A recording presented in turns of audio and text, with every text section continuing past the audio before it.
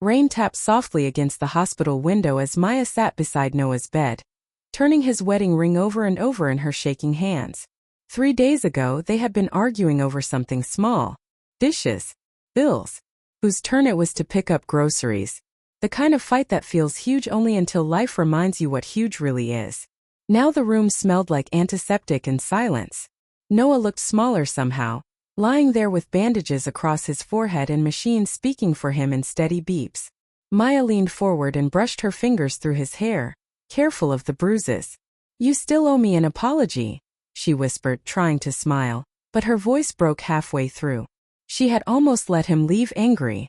Almost let his last memory of her be a slammed door and cold words thrown over her shoulder. But just before he drove off, she had run after him barefoot into the driveway, breathless and stubborn, and pressed his ring into his palm. He had forgotten it by the sink. He laughed then, that warm, crooked laugh she fell in love with at 19. "Come back soon," she had said.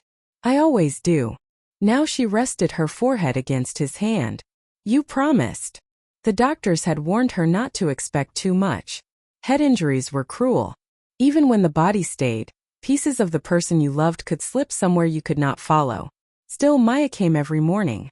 She read to him from his favorite old novel. She told him about the neighbors' awful singing, about how the plants at home were dying because he had always been the one who remembered sunlight and water. She told him she was sorry for every petty thing she had made heavy. Sorry for acting like time was something they could spend without counting. On the 7th morning, as dawn spilled pale gold across the sheets, Maya felt his fingers twitch under hers. She froze. "Noah." His eyelids fluttered, slow and uncertain, and then opened. For a moment he only stared at the ceiling, lost between worlds. Then his gaze found her. Maya let out a sound that was half sob, half laugh. Hey, don't scare me like that." His lips parted. His voice was rough and weak. "Still mad about the groceries?" She laughed through tears, covering her mouth as she bent over him. "You idiot." A tear slipped from the corner of Noah's eye into his hairline. "I heard you," he whispered. "Every day. I tried to get back." Maya pressed his hand to her cheek and closed her eyes. "You did." Outside, the rain had stopped.